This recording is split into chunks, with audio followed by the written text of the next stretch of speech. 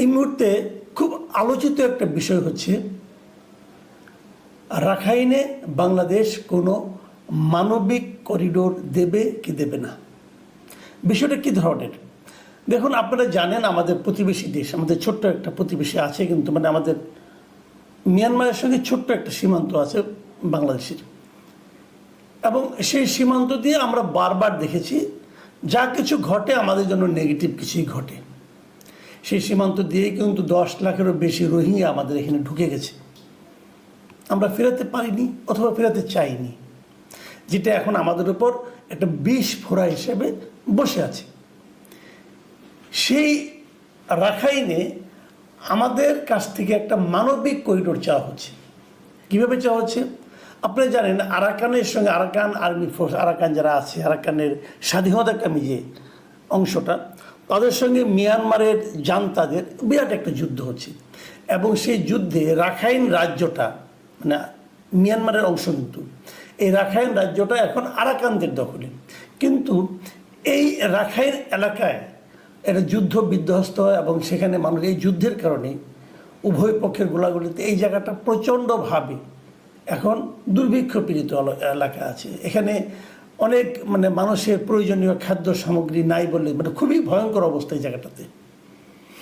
Myanmar তাদের রাজ্য কিন্তু মিয়ানমার সেখানে খাদ্যদ্রব্য পাঠাচ্ছে না, তাহলে তারা খাবেটা কি?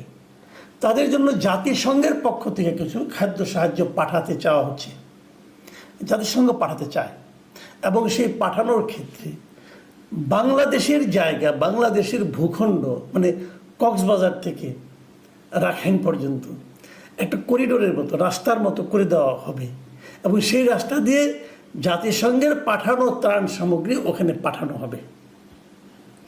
এই জন্য বাংলাদেশকে একটা মানবিক প্রয়োজনীয় পণ্য সামগ্রী পাঠানোর জন্য একটা করিডোর চাওয়া হয়েছে।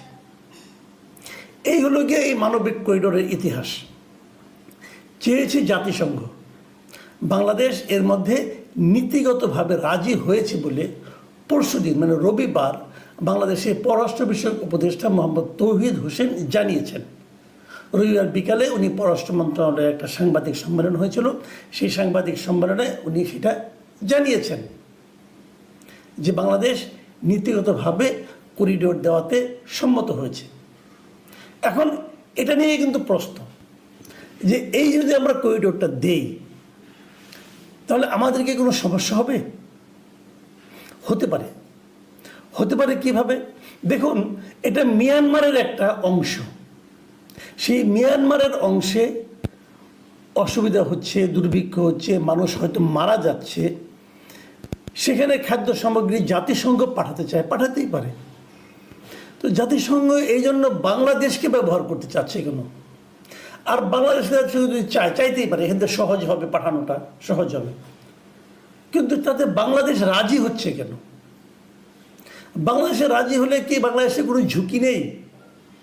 মিয়ানমারকে আমাদের উপর অভিযোগ করতে পারে না যে আমাদের দেশে আমাদের মানে তাদের সঙ্গে তো মিয়ানমারের যুদ্ধ চলছে আরাকান আর্মির সঙ্গে, ওইখানে আরাকান আর্মি আছে। মিয়ানমার যদি অভিযোগটা করে যে ওখানে তো তোমরা অস্ত্র পাঠাচ্ছ, এই খাদ্য সামগ্রীর আড়ালে আরাকান আর্মিকে তোমরা অস্ত্র পাঠাচ্ছ, যদি এই অভিযোগটা যদি মিয়ানমার করে আমাদের উপর, তারা যদি আমাদেরকে তখন শত্রু মনে করে, তারা যদি আমাদেরকে অ্যাটাক করে, তো আমি কেন আগ বাড়িয়ে এই ঝামেলায় যাচ্ছি?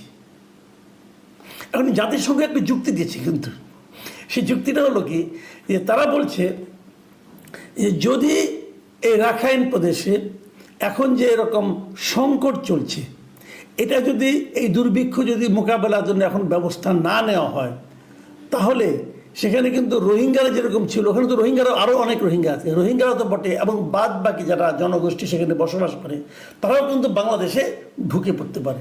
এটা বিশাল আমাদেরকে ভয় দেখাচ্ছে, কিন্তু এটা কি আসলে বাস্তবসম্মত? আমার সীমান্তে তারা কি করে ঢুকবে যদি আমি ঢুকতে না দেই? এখন আপনি বলবেন যে কথা শেখ হাসিনা বলেছিল যে একটা মানুষ এসেছে প্রাণ ভয়ে আমার কাছে, আমি থাকতে দিব না, তা আপনি দেন, তাহলে পুরো রাখাইন রাজ্যটা এখানে ঢুকতে দেন, আরাকান আর্মিকেও ঢুকতে দেন। এগুলো তো নানা রকম প্রশ্ন আরও উঠতে পারে যে করিডোর হিসেবে আমাকেই ব্যবহার করতে হবে কেন? ওইখান দিয়ে সমুদ্র পথে তো ভারত থেকেও আসতে পারে, থাইল্যান্ড থেকেও আসতে পারে, দুটোই তো কাছাকাছি। তারাও ওখানে মানবিক সহযোগিতা পাঠাক জাতিসংঘেরগুলো, অথবা জাতিসংঘ তো আকাশ পথে সেখানে পাঠাতে পারে। এখন জাতিসংঘের বিমানকে কি মিয়ানমারের যান তারা গুলি করে ফেলে দেবে? তা তো দেবে না। তাহলে তারা সেটা না করে বাংলাদেশকে ব্যবহার করতে চাচ্ছে কেন? এটা নিয়ে নানা সন্দেহ, নানা প্রশ্ন। এবং এই প্রশ্নগুলির মধ্যে আরেকটা বিষয় যেটা নাকি সবচেয়ে বড়ভাবে এই মুহূর্তে আলোচিত হচ্ছে, সেই বিষয়টা হলো বাংলাদেশ সরকার যে নীতিগতভাবে রাজি হলো এটা করার জন্য। এটা কেন তারা রাজি হলো, কিভাবে রাজি হলো? এটা একটা অন্তর্বর্তীকালীন সরকার। এত বড় একটা সিদ্ধান্ত, যে সিদ্ধান্তের কারণে বাংলাদেশ যুদ্ধে পর্যন্ত জড়িয়ে যেতে পারে, এত বড় একটা সিদ্ধান্ত এই তৌহিদ হোসেন সাহেব কিংবা তাদের যে মন্ত্রী, তাদের যারা সহকর্মী আছেন, তারা কার উপর ভরসা করে এই সিদ্ধান্তে তারা দিল? এটা তো কোনো পলিটিক্যাল গভর্নমেন্ট না। পলিটিক্যাল গভর্নমেন্ট বলতে পারতো জনগণের ম্যান্ডেট আছে আমার কাছে। এরা কার ম্যান্ডেটে, কার জোরে এই কাজটা করলো? তারা কি কোনো পলিটিক্যাল পার্টির সঙ্গে কথা বলেছে? বলেনি। এবং আজকে দেখলাম যে মির্জা ফখরুল ইসলাম আলমগীর বিএনপির পক্ষ থেকে তীব্র প্রতিক্রিয়া জানানো হয়েছে যে আপনাদের কারোর সঙ্গে কোনো কথা বললেন না। তো ওনাদের এই এখতিয়ারটা কী করে এলো? ওনারা চেয়ারে বসলে কি সে এখতিয়ারটা হয়ে যায়? ওনারা কী পরিস্থিতিতে এবং কোন বিবেচনায় ওনাদেরকে ওই চেয়ারে বসানো হয়েছে সেটাও তো তাদের একবার মনে রাখা উচিত। ওই সময় দেশে একটা শূন্যতা বিরাজ করছিল। সেই শূন্যতাকে কাটানোর জন্য একটা সাময়িক সময়ের জন্য এদেরকে দায়িত্ব দেওয়া হয়েছে। এখন এরা কি এমন সিদ্ধান্ত নিতে পারে যে সিদ্ধান্তের কারণে দেশ একটা যুদ্ধের মধ্যে ঢুকে যায়? এদেরকে সেই ইচ্ছাটা কে দিল? নাকি তাদের কোনো তারা আছে? এখন এই প্রসঙ্গটা আমি কেন বললাম, আপনি হয়তো বলবেন যে তারা আছে, এই কথা আমি কেন বলছি এই কারণে যে দেখুন, যত কিছু ঘটছে এই রিজিয়নে এই মুহূর্তে, সব কিছু ঘটছে কিন্তু এই মিয়ানমারকে কেন্দ্র করে। কিভাবে মিয়ানমারকে কেন্দ্র করে? মিয়ানমারে কি হচ্ছে না হচ্ছে, মিয়ানমারে চীনের আধিপত্য, তার মধ্যে ভারতের আধিপত্য, ভারত কীভাবে মিয়ানমারে ঢুকতে যাচ্ছে, যুক্তরাষ্ট্র কিভাবে মিয়ানমারের মাধ্যমে চীনকে সহায়তা করতে চাচ্ছে, এখানে কিন্তু অনেকগুলো খেলা আছে। দেখুন, যে নামগুলো আমি উচ্চারণ করলাম, চীন, যুক্তরাষ্ট্র, ভারত, এরা সবাই কিন্তু বড় বড় খেলোয়াড়। এই বড় বড় খেলোয়াড়ের পারস্পরিক যুদ্ধে, পারস্পরিক ধাক্কাধাক্কিতে আমি বাংলাদেশ, যাদের নাকি দিন আনতে পান্তা ফোরায়, আমি বাংলাদেশ কেন স্যান্ডউইচ হতে চাচ্ছি। এবং সেই স্যান্ডউইচ হওয়ার সিদ্ধান্ত আমি একটা অন্তর্বর্তীকালীন সরকার যেখানে আছে, সেই অন্তর্বর্তীকালীন সরকার কেন সেই স্যান্ডউইচ হওয়ার সিদ্ধান্ত নেওয়ার মতো ঝুঁকি নিচ্ছে? এটা কিন্তু একটা বড় প্রশ্ন। এই প্রশ্নের জবাব কিন্তু আমরা পাবো না, কারণ তারা জবাব দেবে না বলেই তারা হঠাৎ সিদ্ধান্ত নিচ্ছে।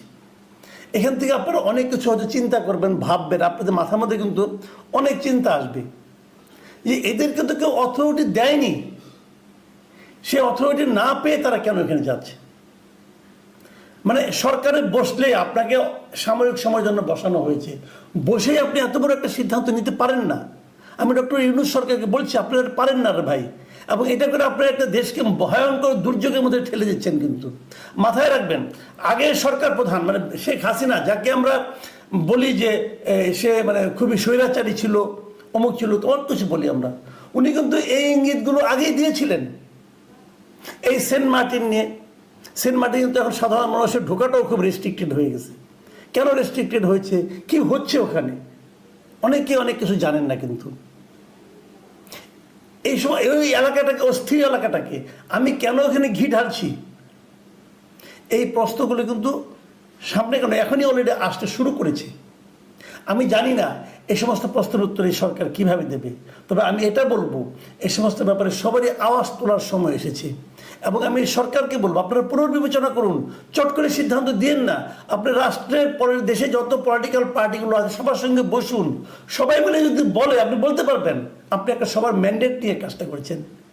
একা একা সিদ্ধান্ত নিলে বিপদ বাড়তে পারে, এবং সেই বিপদ আপনি বুঝে ভাবেন যে না, আমার যারা আছে বাইরে, যারা আমাকে সাপোর্ট করছে, তারা আমাকে বাঁচিয়ে দেবে, তারা কিন্তু কাউকে বাঁচায় না। এই ইতিহাস আমরা বহুবার দেখেছি।